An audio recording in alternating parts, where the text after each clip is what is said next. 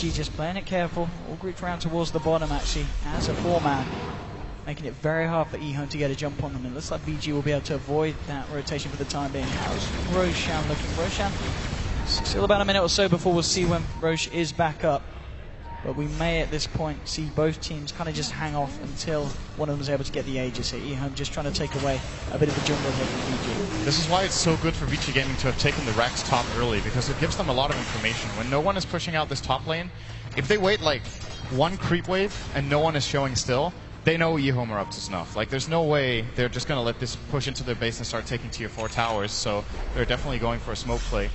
And for eHome to be able to pull these smoke ganks off, they need to push this top lane out very far, and I think they have to get Boots of Travel maybe on their Luna so she can push it out and join the fight afterwards.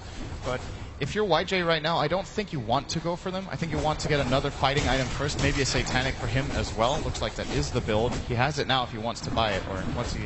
There's 20 short. He's going to get it in a sec. So maybe with the Satanic Butterfly on the Luna, I mean, just the fact that the Jara has got that MKB with the Satanic, it's going to be quite a close fight, I feel, between these two. They're pretty similar power levels. We'll see who's able to get the jump. And hanging around Roche here. It looks like it's going to be a longer respawn here, so both teams got about 3 minutes or so until Roche is available again. There it is. Satanic and the Axe. The Axe for F1. Okay. And there's a couple of items to keep in mind here. Of course, the #1 item we always talk about when we have Aghanim Scepter Disruptor in play is the BKB. But there are a lot of other items that are very valuable for eHome. They can't use the Yules of Lina or the Shiva's Guard. The Luna cannot use her Satanic, which could prove to be absolutely huge. And should they manage to catch out Lanham, there's no Pipe, there's no Crest, there's no Glimmer Cape. It's a really big item right now, but the difficult thing for FY is going to be to find the right position. Of course, he does have Blink Dagger, but well, maybe it's not so hard after all. They can Zeus ult, he can blink and find his target of choice and basically almost force a 1-for-1 trade. Oh, they're going to jump in and straight onto YJ, but they don't catch him in the kinetic. They've got the glimpse though, but no, the BKB's there. He's going to be fine, and now the side of eHome trying to reinitiate, moving in. They take away the Nether Ward. Now, YJ with the ultimate trying to find How, and he'll cancel the TP. How's to the high ground. We'll put the BKB, but the Laguna Blade going for it. How getting low. He's trying to fight for this, but he goes down here. Nice echoes down from Fenrir, though. He catches two. They'll find both of those kills, but Fenrir loses his life. Super trying to look for the life train here onto CTY, and it is a 2-for-2 at the moment here. Is anything more going to kick off? RTK, oh, TPs and then cancels it straight away. Gets himself glimpsed actually away. Won't get trapped up by the kinetic field as well. RTK is going to be alright. Super Ice, and FY the only ones to remain alive here for Vici. Let's see if they can find anything more. Actually, going into the wall here, and RTK is going to chase it down here with a vacuum. But now the life train, RTK's going to be careful. Oh! Only just able to get himself away. Ice just straight up kills himself. Realizes that he hasn't got a chance in hell against CTY. Wait, so how did Gyro get up there? Did he not get vacuumed up? No, because the vacuum was somewhere else, I think.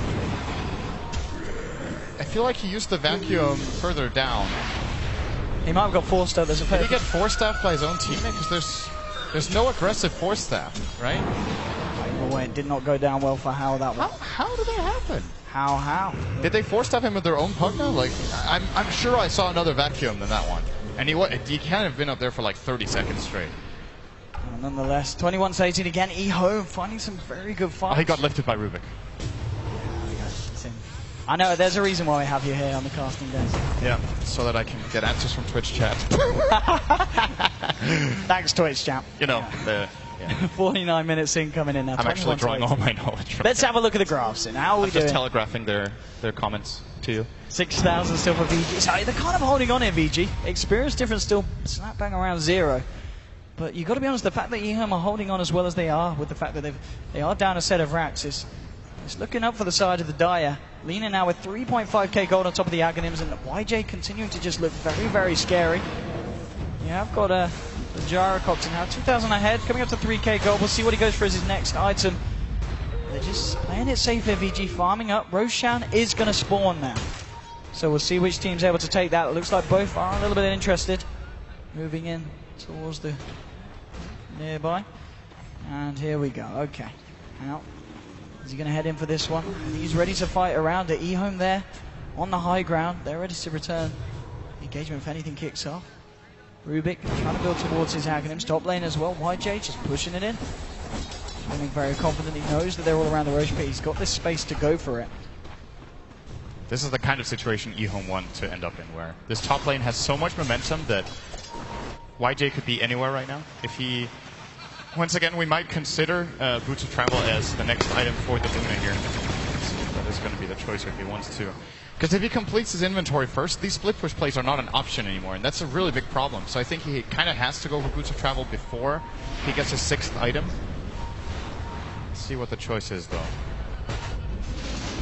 Okay. Moving in ahead, just put the limits down on Zara TK. Trying to... I don't know. That can't really have baited out of EKB. There's no way he's going to fall for that one. Lanham's there as well. Lanham, of course, with the song available, but Vici still not quite ready to move in. Now they're going to head down towards the river, but they just, both teams being very, very scared of each other here. No one really wanting to make the first jump, no one wanting to make the commit. They're waiting for each other to go. This is a big item, and it's the best item C2Y could get right now, I think. I mean, he can burst down pretty much any hero on the side of VG now, can't he? So Gyro has 2,500 health, and Lina can, with 2 Laguna Blades, deal 1,900. So if they just tickle him a little bit first, CTY can blow him up in one go. And they want to do something big here. With Satanic can easily turn it around if Hao gets the first Laguna Blade in his face. He gets to Satanic and just hit 2 or 3 times. Well, this could be big for Eho. Yeah, here we go. They can find a jump here. They do have the Thunder Ghost for MVG. If they pop it, this would be a great time to do so, but they're not going to go. So, and here we go. Again, pop it now. And oh, they actually get down the Static Storm here. This might disrupt the Eho's fight. But YG gets with the BKB, looking for Hao. Trying to chase down Hao. Hao gets to the kept up. He's going to be okay for the time being. They've already lost the Rubik here on the side of Eho. Now Lanham comes out with the song, trying to set something up. They want to get rid of this Nether Ward. RTK moving him with the punches. YJ's going to help him out as well. They'll get rid of the Nether Ward. The wall's been dropped. But Fenrir now with the Echo Slam onto YJ. And now the refresh from Eyesight. The second ult comes out. 2 of them dead. Lanham's trying to TP himself out, but he's going to get glimpsed. Oh, Hao's moving in onto RTK and find the Darks here. They'll also get the Naga Siren. Triple kill for Eyesight. That refresher ult setting him up perfectly. And Ehome forced back to their base. Very nicely done there by VG. And they'll probably get the Roshan off the back of this as well. And I mean, no buybacks available at all on Eho. The only piece of good news for Ehome there is that CTY manages to kill off the Disruptor in the end with a second Laguna Blade, but he didn't get both of them off. I think it was a Glimmer Cape play onto the Gyro that saved Hao there. It looked like CTY could be able to blow him up, but don't manage to execute it well enough. And this is going to be a Roshan. It's going to be most likely some aggressive warding if they have any on any of their heroes, which actually looks like they don't. Nobody has any wards on the Radiant right now. It's going to be the cheese here as well for the side of VG. There's a Hex now onto your Pugna. Yeah. Good item pickup, of course. Especially now that BKBs run low on duration. It's a lot easier to get a Hex off that is high impact. VG, let's see if they're ready to try and go for the base push again. We saw them do it about 20 minutes ago, and after that ended badly. They haven't really been back here, but now with the Aegis of Cheese, maybe VG, Hao and the gang are ready to go for it. And here we go. DDC though again with the initiation. Can they change stun it? No, Hao's going to be okay here for the timing. Glimmer Caped up. Now with the net thrown down, can they change stun it up? Hao bringing him low here. Fortification will come out for the side of Ehome. Eyesight blinking forward though. Spamming out the Arc Lightning and the Lightning Bolt, just keeping Ehome back, and they'll find the tier 3 now. So there's no tier 3s remaining for the side of Ehome. Just their last 2 sets of exposed racks. And VG maybe ready to move in for more. Fenrir, the one holding the cheese here, has got the Echo Snap, but it doesn't matter. FY setting this up onto YJ, has been hexed up as well, but Lanham with the song is trying to stop this, and may even want to turn this one around, but the Thunder God's Wrath coming out. Ehome on the retreat. They just can't buy into this one. They'll get rid of the missile, but the VG will just move in, start to hit away at the racks. DDC again with the telekinesis, but oh, the vacuum wall catching 3. BKB has been popped by Howard Super life draining the Darks here. RTK won't go down, will be able to get himself out. Pipe's being popped by Ehome. They just can't really dent the armor of VG Gaming, even with a lovely vacuum wall. Now look at the stun onto Hao. Or will he be able to steal it? DJ, okay, he's got the humming missile. Eyesight moving forward. YJ incredibly low, but he pops the BKB now at the same time, trying to fight on Eyesight. Turn towards Hao, and the stolen missile actually holding Hao down there. Super with the life drain from the low ground. Can they kill him for the second time? This somewhat missed, but there's the first Laguna Blade. Hao, he's going to be fine. Oh, Fenrir with the Echo Snap. Oh, he has the Vigil to 2. TTY is getting low calibrated now. Yes, they'll find the leader. They might just lose FI. No, the Glimmer Cape. He's going to be alright here. Hao gets himself a double kill. Fenrir moving it on to YJ. They get it with the life draining GG. Finally, VG break the gate, and they break down Ehome. They win game 1. That was so extremely close to being another hold from Ehome. What a game of just calculations, just both teams playing it careful. We saw VG go for the base push 2 times. It was unsuccessful. They held themselves back. Ehome came out. They looked for an engagement. It wasn't a good one. And then Vici, after the roast, they felt that they could go for another try at the base, and this time it was successful. This is very, very high quality play. Like, everyone in this game really did their job. So many, like, very small details that add up during these fights and make a really big difference. I think especially the support play from both teams was absolutely top tier. And Vici Gaming, good for them. They got an advantage early, because judging from how close those fights were later on into the game, they might not have been able to do this if they didn't get the early racks, but they do get game 1. Absolutely, and I'm looking forward to see what comes out game 2. I'm sure we'll see some different play styles coming out. But for now, over to the analysts to hear what they've got to say about game 1 between Vici and eHome. Very much ODPixel there down on the arena floor, and welcome back to the analyst desk. We have it's a fairly regular desk right now. Actually, we're back with the Malinis, and I don't know quite know what we're going to call you guys yet, because it's kind of weird. We've been an S and a W, Sweden and Seb. It's Team S still. The better players. Oh, shots fired over there. Shots fired over there. What do we make of this? What do we make of this opening game, Malini? It's kind of interesting that we actually see someone try and draft against the Darkseer and the Lina. That mostly teams have just been trying to take one and giving away the other. But in this game, we see the Disruptor to try and mess with him in the lane and make sure that he doesn't have a good start at all, and then the Pugna to just destroy them when they try and combo. So I thought it was pretty cool, but eHome actually seemed pretty prepared for it and itemized against it with the BKBs.